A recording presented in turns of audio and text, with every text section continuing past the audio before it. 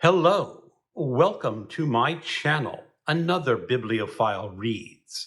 My name is Greg, and this is week 2 of the Read What You Own challenge, my 100 book challenge, where I have challenged myself to read 100 books that I already own before buying another book. And I have finished book 8. And that is The Spy Who Came In From the Cold by John le Carre.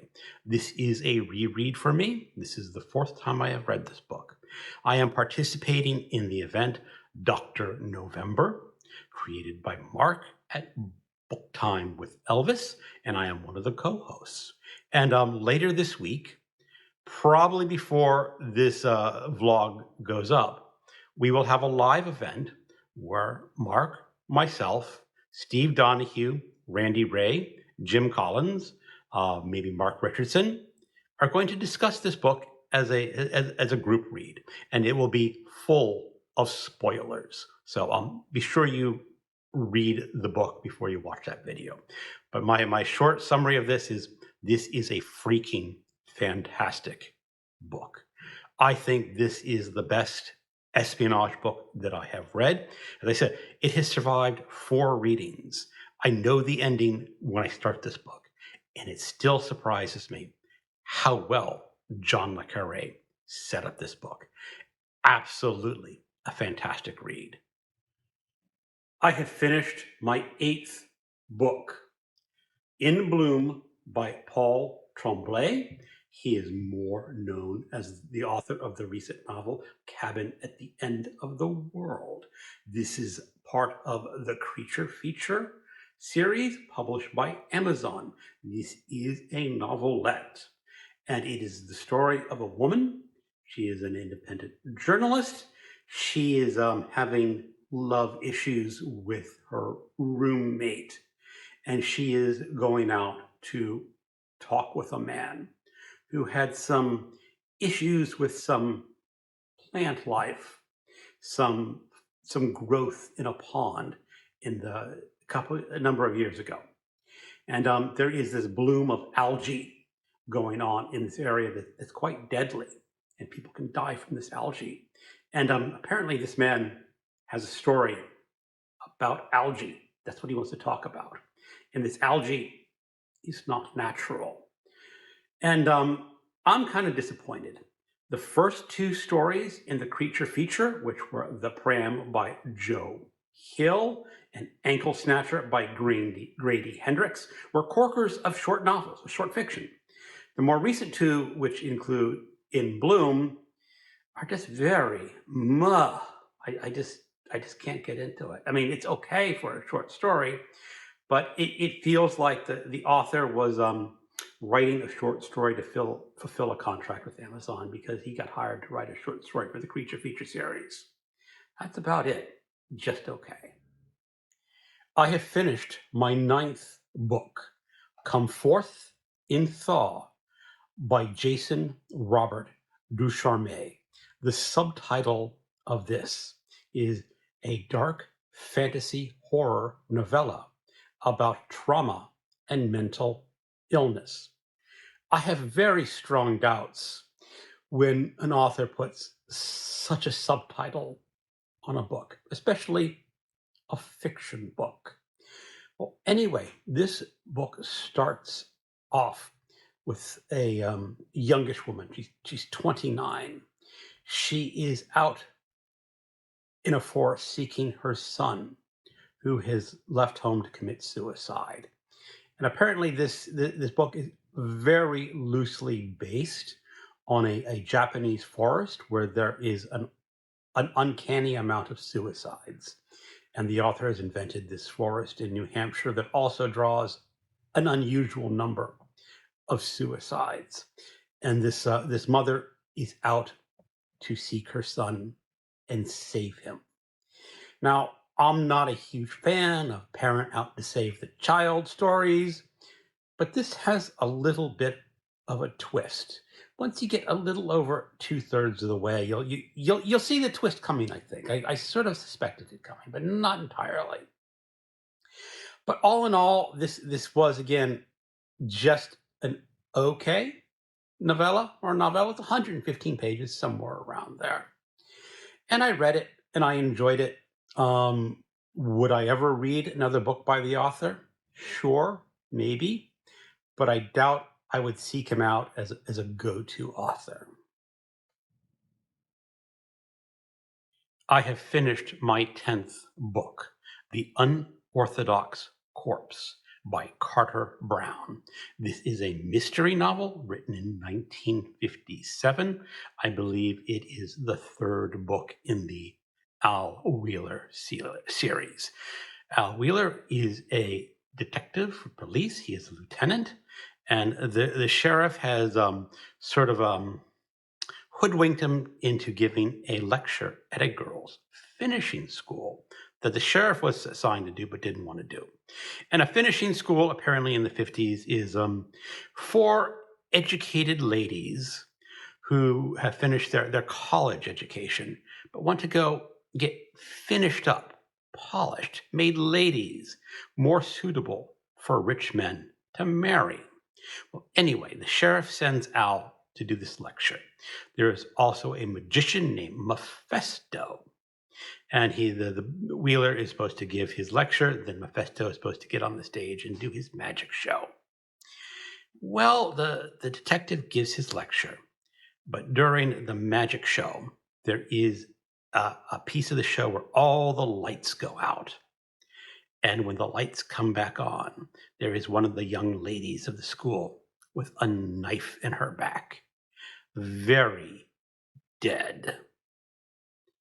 Shortly afterwards, the Mephisto disappears. He turns up dead with a knife in his back over one of those hobby horses, those vaulting horses. And yet again, not too long later, his corpse disappears. And yet another girl dies with a knife in her back.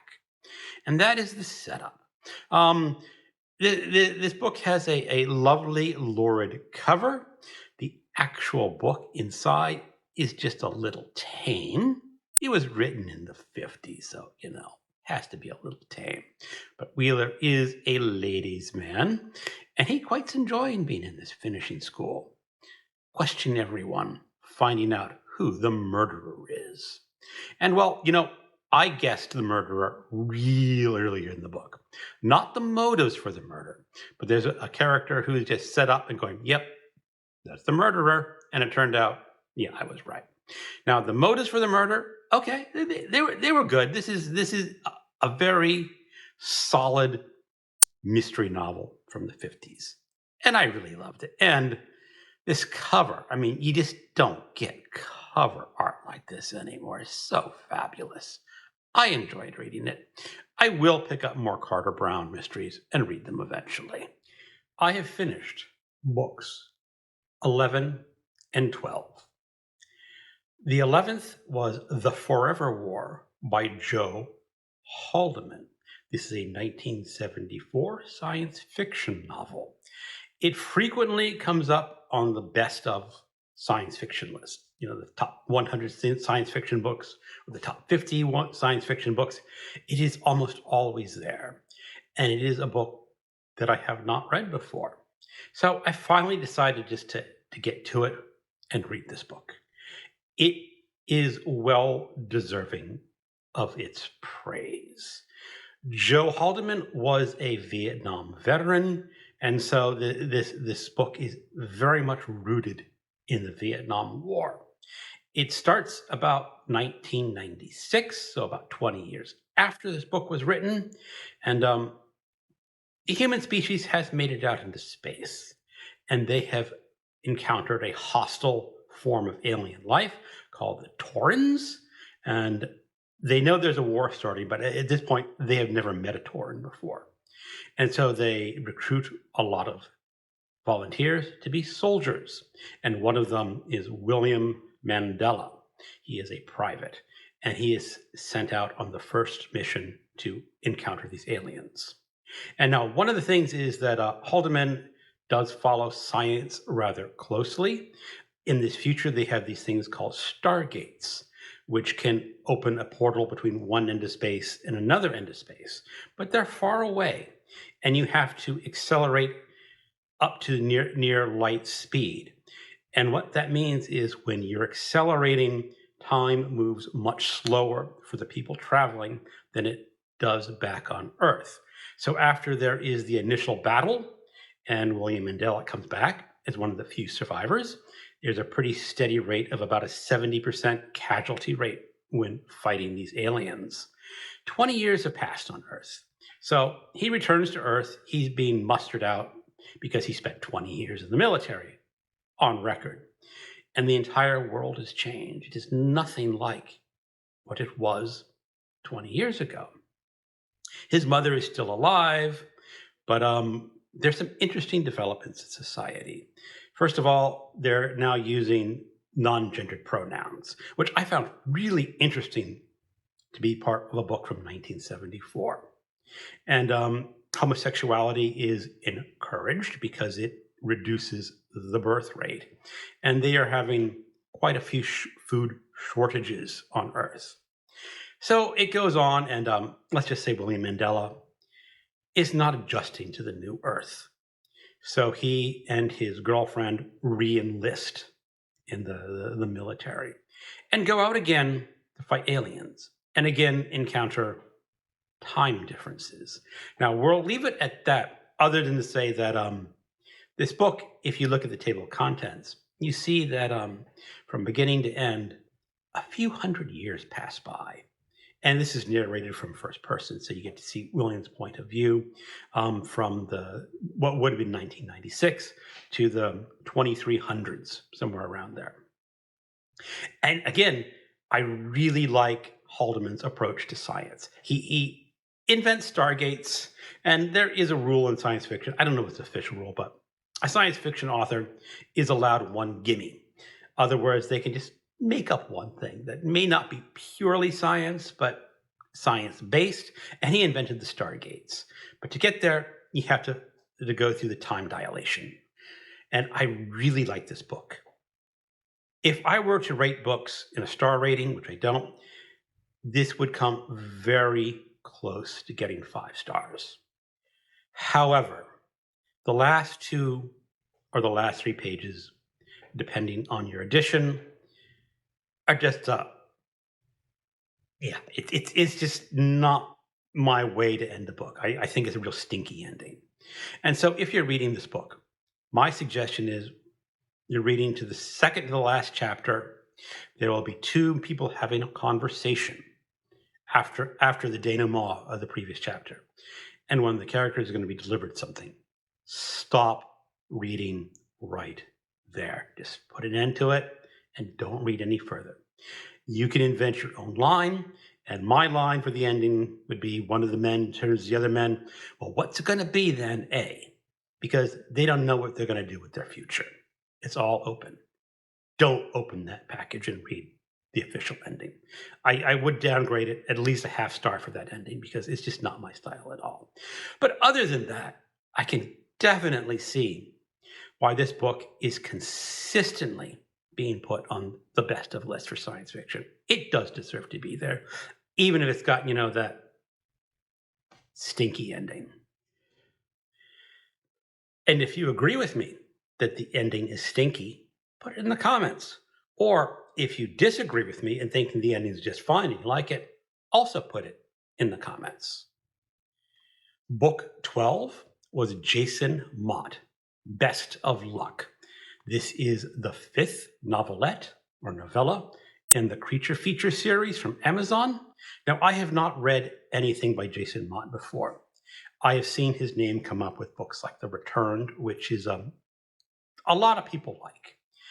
And I picked up this one. The previous 2 Creature Feature stories, I've been, I guess I've said before, a little disappointed with.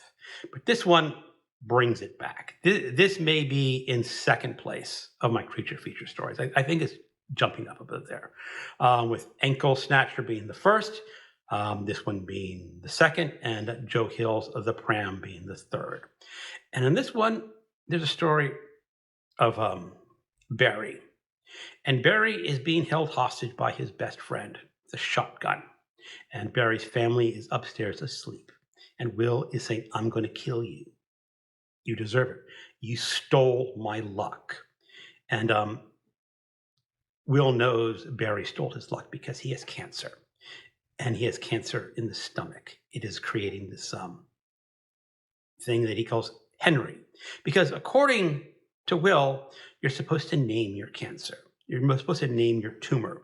So when you get rid of your tumor, you say, goodbye, Henry.